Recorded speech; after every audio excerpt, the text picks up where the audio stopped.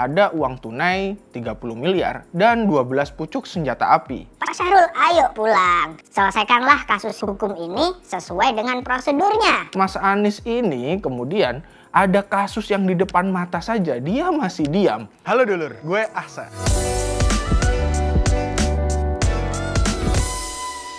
Halo dulur, gue Ahsan. Selamat datang lagi di Think Tank. Ada kabar terbaru dari perkembangan kasus dugaan korupsinya Menteri Pertanian Syahrul Yassin Limpo.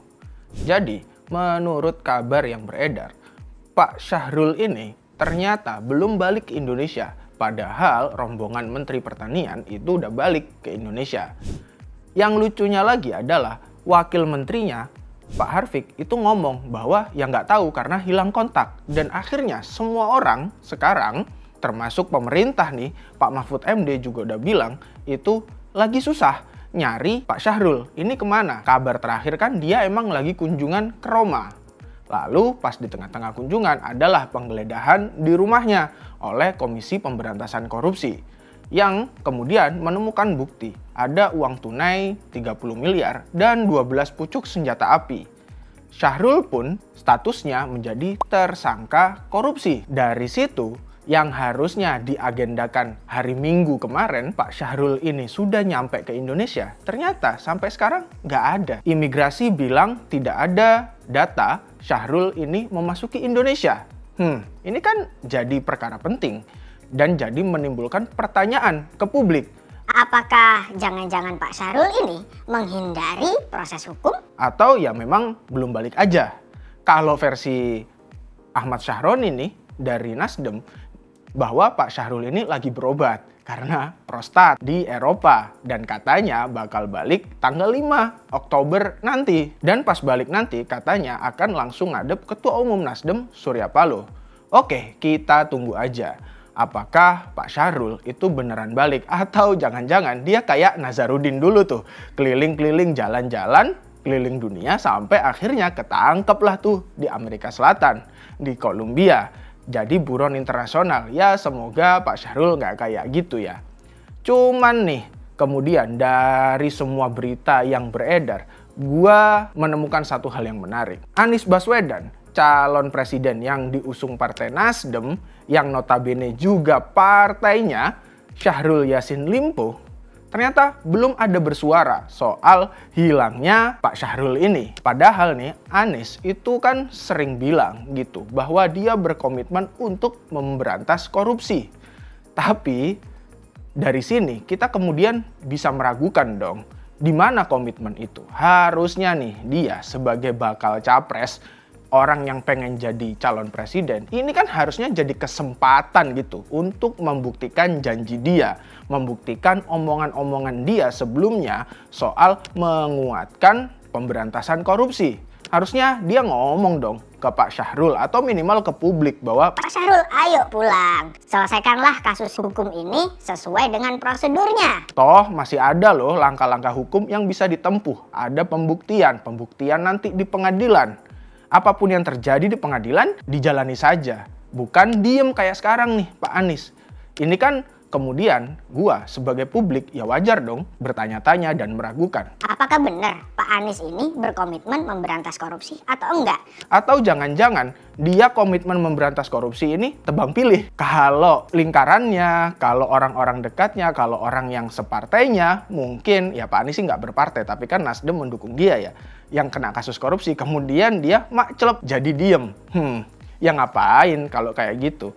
Hukum kan harusnya sama rata. Hukum itu tidak tebang pilih, tidak tajam ke bawah, tumpul ke atas. Semua orang itu prinsipnya sama di mata hukum atau equality before the law. Di sini mestinya balik lagi Pak Anies harus berani bilang bahwa Pak Syahrul, ayo dong jalani proses hukum. Yang hari ini belum kita dengar sama sekali. Ini beda banget ya kalau kemudian gue mau bandingin dengan Mas Ganjar Pranowo yang sebenarnya juga pernah ngomong gitu soal komitmennya memberantas korupsi.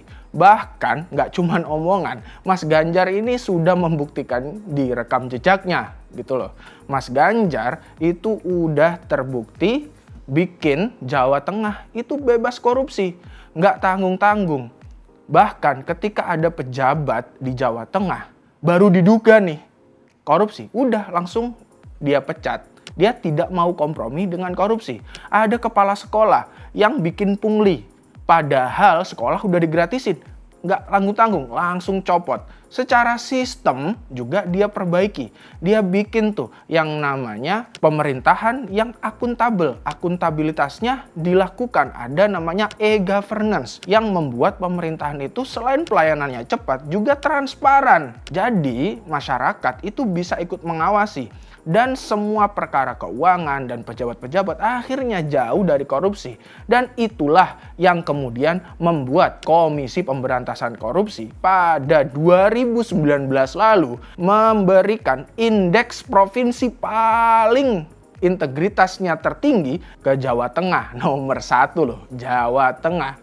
So, kalau ngomongin kemudian soal rekam jejak, ya memang Mas Ganjar bisa kita katakan jauh daripada Anies soal pemberantasan korupsi. Karena Mas Anies ini kemudian ada kasus yang di depan mata saja, dia masih diam.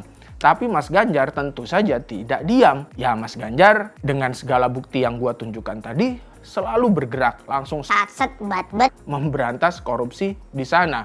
Dan kalau kita ingat nih momen Mata Najwa, Mas Ganjar doang juga yang kemudian memberikan jawaban paling konkret soal penguatan KPK. Mas Ganjar bilang di situ, ya saya berkomitmen untuk menguatkan KPK. Bahkan kalau perlu merevisi kembali Undang-Undang KPK yang menurut Najwa Shihab hari ini itu adalah jadi pintu masuk untuk melemahkan KPK, dia pun siap.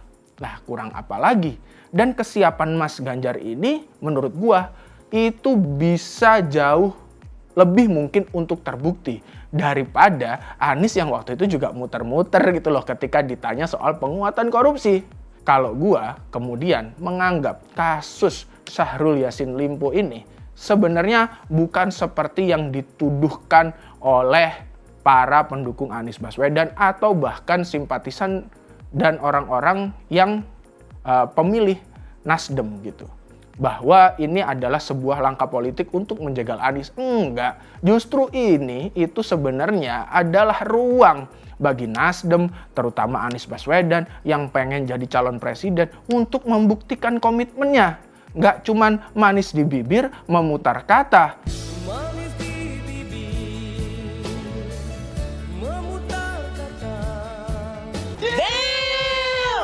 Well, terserah kalian. Apakah kalian mau yang tadi cuman manis di bibir memutar kata atau yang punya bukti? Bye.